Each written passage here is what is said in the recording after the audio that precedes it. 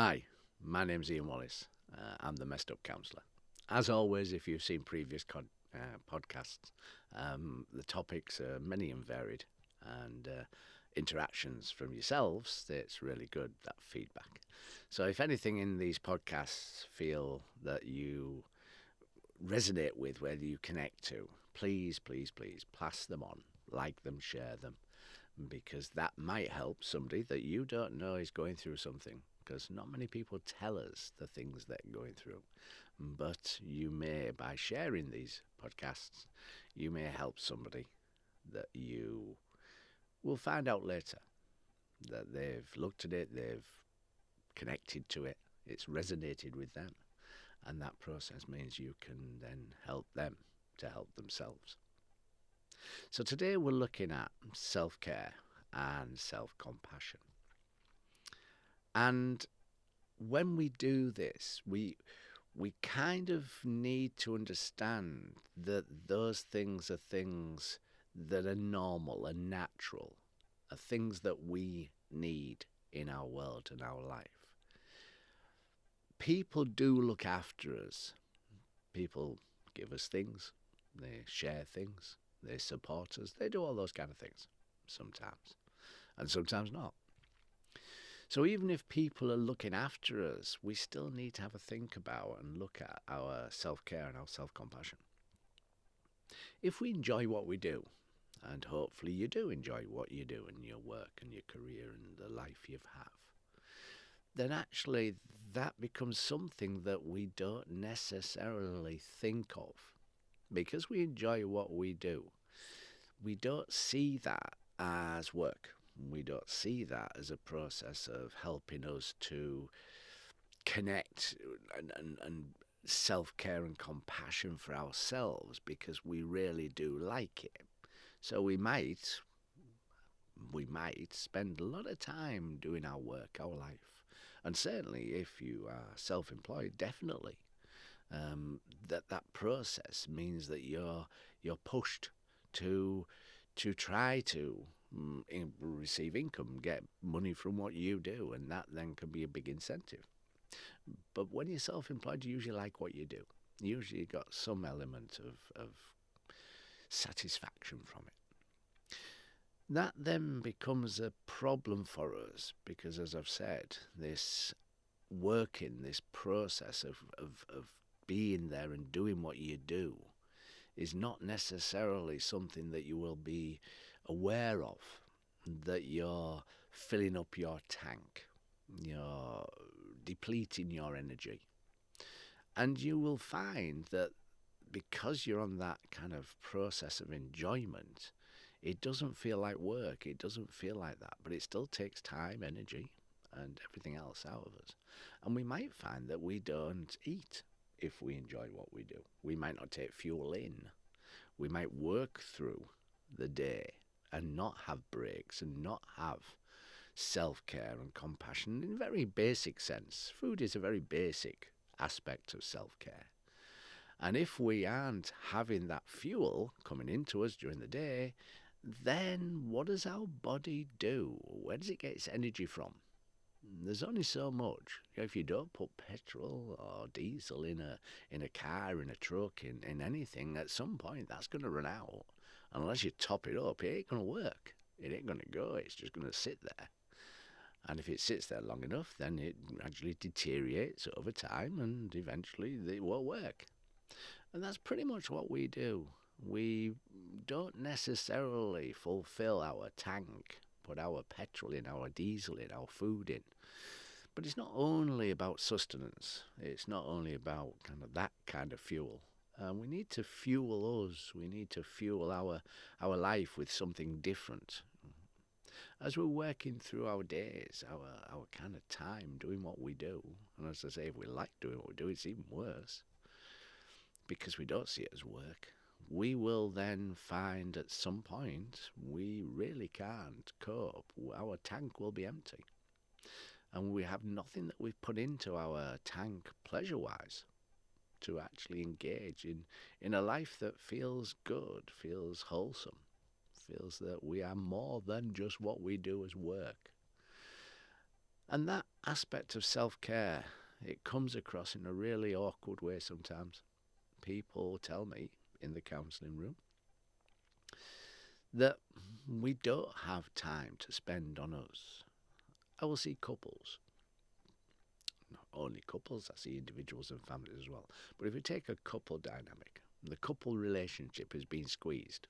There is no self-care for the couple relationship, for the two people, which is the reason they got together in the first place. And they'll say to me in the room, they'll say, right, okay, well, we can't find space and time for ourselves. We can't find any time in a week to be a couple, because by the time we get in, we've done tea, we've looked after the kids, whatever we're doing, we're absolutely knackered, and we go to bed and we start the next day and we go through that kind of Groundhog Day process. And I'll say to them, well, actually, you're lying. And they'll look at me aghast and say, what are you on about? And I'll say, well, the very nature you sat here in front of me, the two of you, nobody else, in this room for this hour and 10 minutes, whatever time we spend together, and the time you've taken to get here and the time you're going to take to get back home, which might be an hour and a half, 2 hours, that time you found in this week, in this day, to be here. So I'm sorry. The very nature you sat there tells me that you're not telling me the truth. And that realization that there is time can sometimes be fairly amazing. It's like, well, yeah, actually we did, didn't we? Well, yeah, because you thought this was important. You thought this was something that took priority over the other things you might have been doing at this time, because there's only 24 hours in a day. And that realization, which came out the blue, they didn't realize that's what had happened, shows that time can be got. Self-care can happen. Self-compassion can happen. Because we need that fuel, we need that energy, we need that process of working. Nobody is super person, male or female. We don't have infinite amounts of energy. We, like a car, like a truck, like a van, need fuel. But not only fuel to drive it, fuel to make it okay, make it work well, make it feel comfortable. We take them into garages, we service them, we spend time on them, sometimes lots of time, if that's your hobby. So that process of spending time on the very things that are creating that urge, that satisfaction, that income, whatever it is you're getting from that, means that we lose track of time. We lose track of what we're doing. We're engaged fully, concentrating fully on what we're doing. And that then becomes a recipe for most people, disaster. When we're doing self-care, self-compassion, we need to feel as though our reasons for it are not just for us. We need to feel our reasons are for it for all other people as well, and that engage with us. Because that then will help us not see it as selfish, not see it as just for me. So I'm self-caring because that makes me a better person for the people around me. That makes me more interesting to be around, less argumentative, less upset, less angry, less resentful. Whatever it is that is a negative aspect of not having self-care and self-compassion. People say to me that they can't change. They can't change their world, they can't change their life. And that might be true to a certain degree. That it's hard to change, but can't change is something completely different. Can't change means you do not have a choice. Well, in fact, you do have a choice. Everybody has a choice. The choices, the consequences of the choices, might not be something that is comfortable. Might be something that's contentious. It might affect an awful lot of people. And that's why people don't use self-care and self-compassion, because of how it will affect others, usually. But for me, that seems pointless. If you're going to do that, then surely if you feel more happier, comfortable, content, that's going to be helpful for everybody else. Surely. So in my world, in the counselling world, I will challenge those processes that people bring me in a respectful way. But in challenging it, hopefully I can give them a different sense of the world. You know, people will say to me, I can't make a choice. I can't make a choice. I have two things to think about, two options, two opportunities, and I can't make a choice. And I'll say to them, okay, so why can't you make the choice? Well, I just can't. Yeah, but why? And we'll start looking, analysing why it is that choice can't be made. And they'll say things like, well, you know, it will affect this person, that person, it'll affect this will need to change, and that will need to change. And normally we don't make the choice because of other people, not us. And we'll say to clients, okay, take all that away. Okay, it's there, it's part of the world, part of life. Take it away. What would then be the choice? And the choice would then be, yeah, I can do that. It's all those other consequences of our choices that usually restrict our choice. And I'll say to people, well, you're still making a choice, sat on the fence, not making a choice. And that can be really powerful for people because they still feel out of control. They feel like they have a choice and they're choosing to sit on the fence and not make a choice. Just that way of looking at it can change somebody's perspective. So when you're looking at self-care and self-compassion, that is not just for you. That's for everybody else. If you're happier, more content, more comfortable, every interaction you have will be a more positive process. If somebody tells you that actually you're being selfish by looking at self-care and self-compassion, then clearly they don't want you to change. They want you to be exactly as you are now because of maybe what they're getting from it, not what you're getting from it. Maybe they're being selfish in not wanting you to change. That's an interesting way of looking at it. So if somebody tells you that you're not important, your needs are not important, then you really have to look at that relationship and say, okay, who is getting the benefit of my relationship, me or them? And is it a two-way street? And chances are it won't be, because they don't want you to change. They don't want you to have that self-care, self-compassion, because of how it will affect them, usually.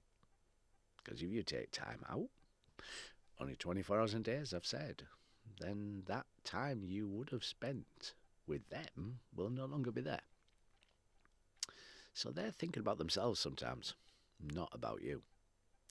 If somebody supports you in that process, says, yeah, go for it, have time out, do what you want to do. I'll do this for you and I'll do that for you and I'll look after the kids or whatever.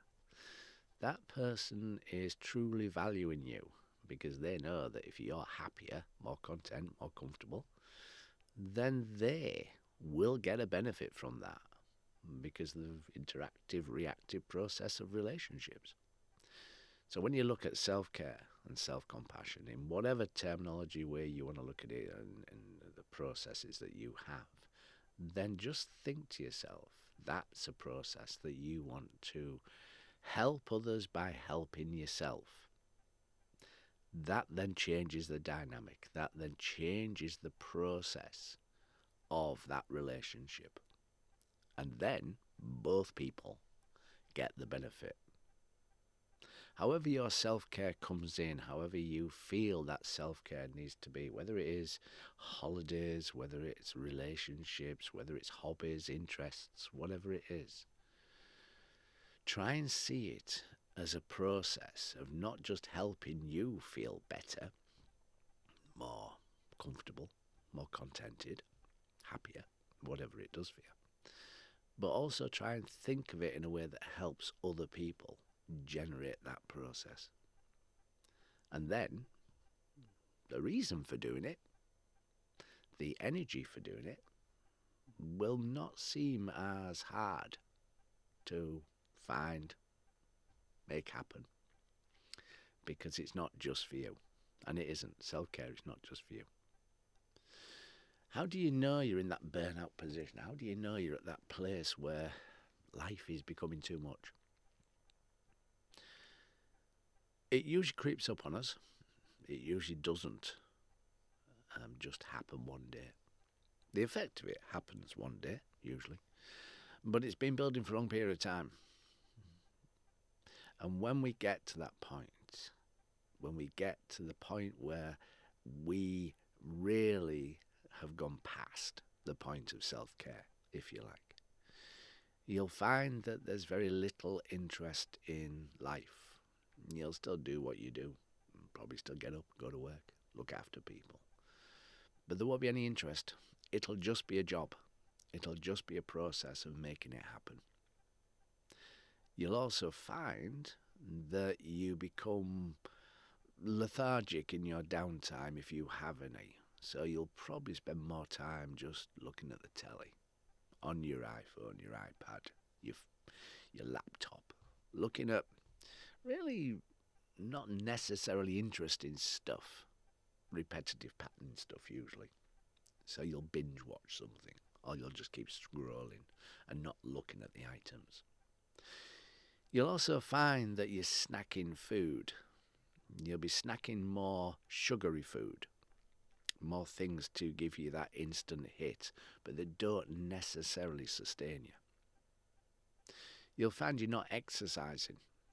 You'll find you're spending less time outside in the fresh air, more time inside. Those processes will be ways to actually see that you're in a process of getting to burnout. You may not have burnt out, that may last for ages. But when you're going through that process, those are the kind of things you need to think about. Your sleep will be interrupted. You won't sleep well. You'll sleep with very kind of interrupted sleep. You won't have deep sleep. You'll be worrying about things. Things will be on your mind. You'll be anxious. You'll be more concerned with all the negative aspects of life, what might go wrong. All those things are indicators. In themselves, if there's one of those things, it's not necessarily true that you're near to burnout, but they will be part of that process. And when we find those things happening, then we really need to take a stock of what we're doing. We really need to put in place self-care, self-compassion. We really need to see what's important in life. And usually, that's not us when we get to that point. Everything else is important. Everything else needs doing. We're on that hamster wheel. But we're not able to contemplate us, just what us provides or us does. So fill your tank.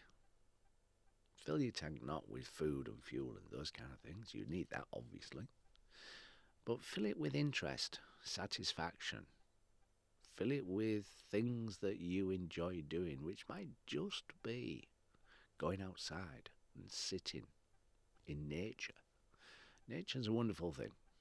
It gives us energy. It makes us feel alive again.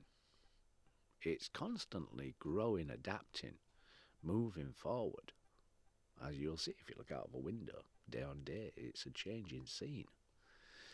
Having that energy of just sat within nature can be really, really helpful. And that process will make us fill our tank. Now, it might not be nature that does it for you. It might be going to see a concert, going to drive down a country road. It might be hobbies and sports. Those kind of things might be part of your process of filling your tank. There's not one way to fill a tank, but it has to be filled with something.